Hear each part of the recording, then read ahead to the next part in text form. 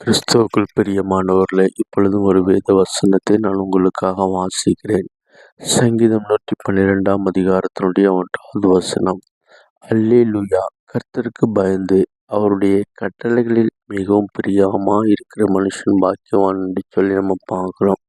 இந்த பூமியில பாக்கியவான் யார் என்று சொல்லி நாம் பார்ப்போம் என்று சொன்னால், வேதத்தின் அடிஸ்தானத்தில் நாம் பார்க்கும் பொழுது அவருடைய கட்டளைகள் மிகவும் பிரியமாக இருக்கிற மனுஷன் பாக்கியவான் அப்படின்னு சொல்லி நம்ம பார்க்குறோம்.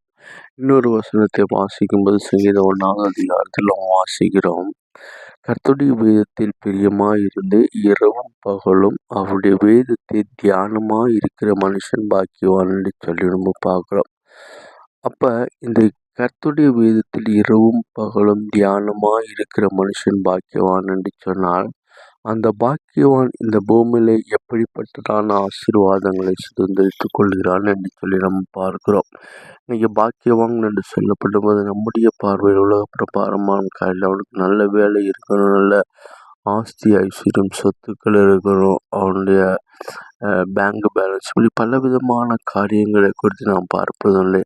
ஆனால் வேதம் சொல்லுகிறது கர்த்தருக்கு பிரியமாக இருக்கிற மனுஷன் பாக்கியவான் என்று சொன்னான்.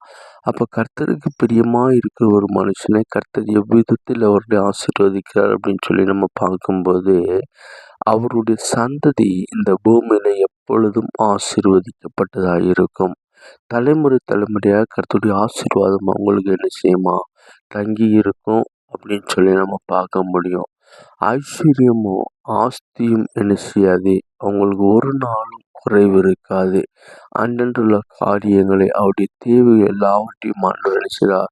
அதை அனுதினமும் அவர்களுக்கு செயல்படுத்துவது மட்டுமல்ல, அவர்களுக்கு மேல் இரக்கமும் மன உருக்கமும் உள்ள தேவனாக இருக்கிறார் என்று சொல்லி நம்ம பார்க்க முடிகிறது. அப்படிப்பட்டதான அனுபவங்கள் யாரிடத்தில் இருக்கிறதோ அவர்கள் தான் பாக்கியவான்கள் என்று சொல்லி நம்ம பார்க்குறோம். அவங்க ஒரு நாள் என்ன செய்யப்பட மாட்டாங்க, அவர்கள் அசைக்கப்படுவதே கிடையாது. அவர்கள் இந்த பூமியில மற்றவர்களுக்கு முன்பாக, அதாவது நிலை நிற்கிறதான ஒரு அசைக்கப்படாமல் நிலை நிற்கிறதான ஒரு அனுபவத்தை பார்க்கிறோம். அவங்க எந்த காரியத்தை செய்தாலும் அது என்ன செய்யும், அந்த காரியத்தை தோல்வி அவங்களுக்கு இருக்காது. அவருடைய வாழ்க்கையில் என்ன இருக்கும், ஒரு ஜெயம் அனுதினமும் காணப்படுவதை நாம் பார்க்க முடிகிறது.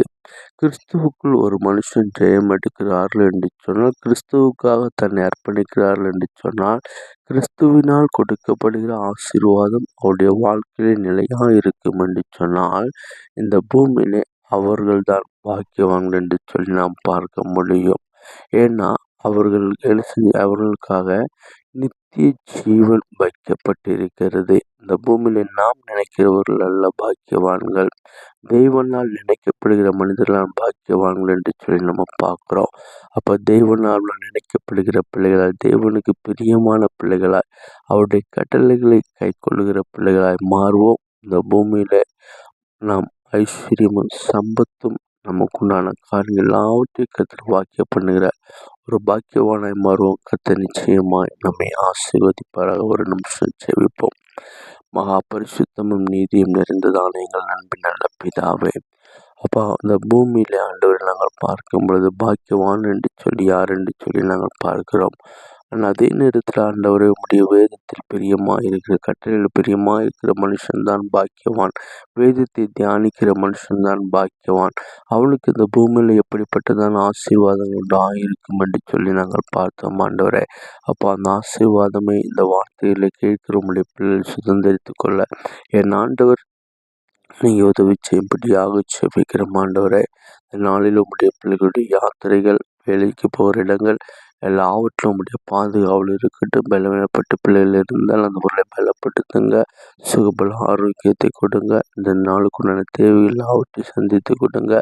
பகல்காலம் உடைய கிருபையும் உடைய இரக்கமும் உடைய காருண்யமும் உடைய பிள்ளைகளை தாங்கி நடத்தட்டும். ஆவியானுடைய கரங்கள், ஆவியானுடைய சித்தமும் திட்டமும் உடைய பிள்ளையுடைய வாழ்க்கையில இந்த நாளில் செயல்படும்படியாக செபிக்கிறோம் ஆண்டவரே. அப்பா, படிக்க போகிற பிள்ளைகளை பாதுகாத்து கொள்ளுங்க. அவங்களுக்கு ஞானத்தை கொடுங்க, தெளிவை கொடுங்க. உடைய பிள்ளைகளுடைய தேவையெல்லாவற்றையும் சந்தித்து கொடுத்து இந்த பூமியில மற்ற புற ஜாதிகளுக்கு முன்பாக உடைய பிள்ளைகளை பாக்கியவான்களாய், ஐஸ்வர்யவான்களாய், அமேன் ஆண்டவரே. உமக்கு உகந்த பாத்திரவங்களை கதிர் மாற்றுவதற்காய் சோத்திரம். இயேசுவின் மூலம் ஜெபங்களை நல்ல பிதாவே. ஆமென்.